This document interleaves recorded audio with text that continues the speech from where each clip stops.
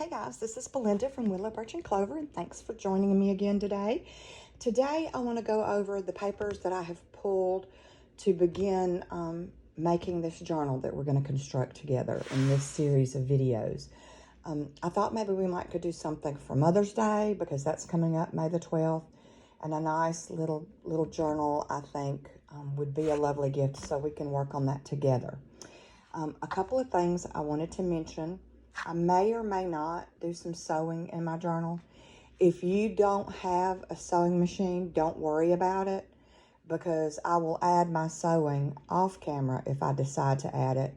But I'll certainly put things together with glue and things, or any hand sewing. If we do that, it'll be very minimal, or when we bind it.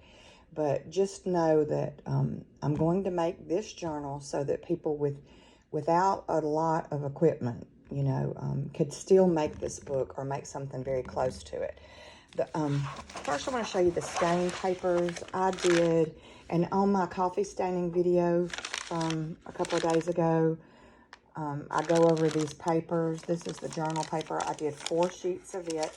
Sometimes I use it as pages, and sometimes I'll tear it up on embellishments, so that's why I did 4.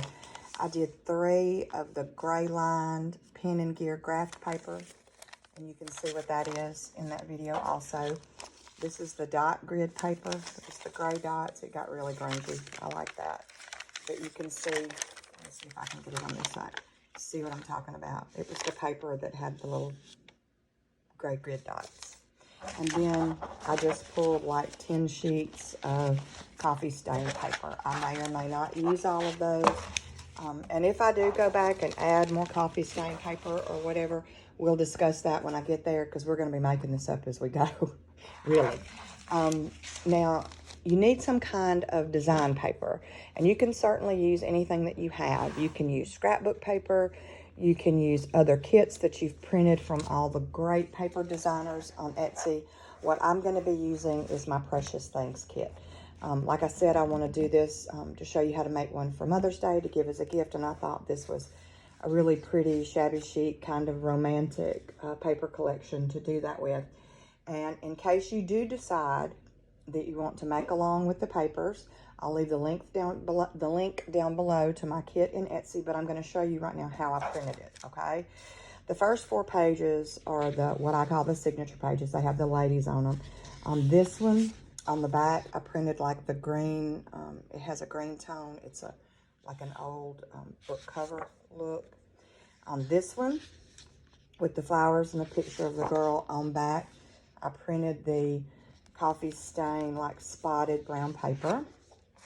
On the one with the torn picture of the little girl and the newspapers, I printed the lighter. It's sort of like a coffee stained, and if you look close, it's got a pretty pattern in it. I'll show you that. That's what's on the back of that. On this one, the one with the cameo of the woman, on the back, I printed the brown tone page with stains and flowers and book script and things on here, okay? That's those 4 pages. Then, and these are done on 110-pound cardstock from Walmart. This is also cardstock, 110-pound cardstock, and I just did a brown page, and on the back I did the brown page with the flowers, and then I took the green book cover again, and I did a front and back of it.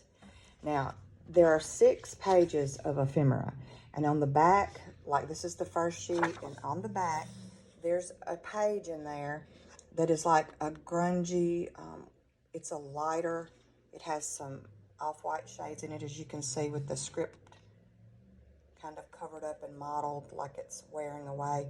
That's what I put on the back of all 6 of the ephemera sheets.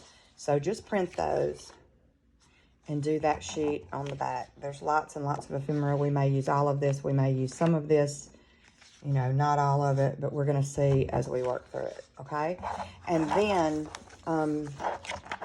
that's all on 110-pound cardstock. And then this paper is regular copy paper. It's the 20-pound copy paper. And I did the brown dotted sheet front and back on itself, the green front and back on itself, and that white mottled look, front and back. And then the yellow sort of tea-stained paper look, front and back, okay? That's how I printed. Now, you're going to need, like, I've got some scrap laces I may or may not use. I have muslin in 3 different colors.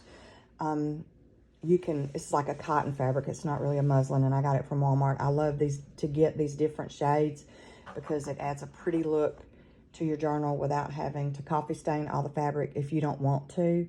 So you can certainly coffee stain to different shades, buy one piece of muslin and get you some different shades using tea and coffee, and any scrap laces that you have. But as we need those, and you know, I may add a couple of things along, like, I don't know, a brown lunch bag or whatever, but we'll discuss that when we get to it. So I highly recommend watching the videos all the way through before you begin construction.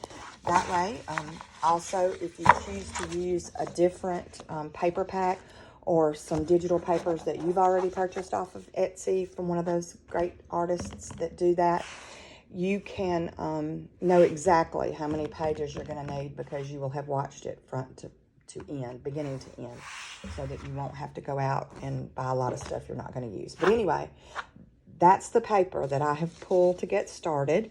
And you can start gathering, because in the next video, I'm going to start making the pages. And I'm going to explain exactly what type of journal it's going to be and everything in the next one.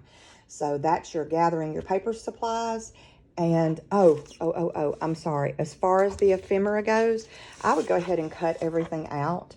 And like these pieces like this, just cut around the edge with your small shears, and then you can use an X-Acto knife on a pad of some kind and cut that centerpiece out. You know, just be very careful. You can do the same thing here on the oval. Go ahead and cut your ephemera out. And if your printer leaves border edges around your papers like mine does, see that white, that little like an 1/8 of an inch or 1/4 of an inch, whatever it is. I don't think it's quite a quarter, but you see it on all of my pages. I'm going to trim those off, okay? I'm going to go ahead and trim my pages where my printer edges are and cut all of my ephemera out, and we'll go from there. All right. Thanks a lot. See you in the next one.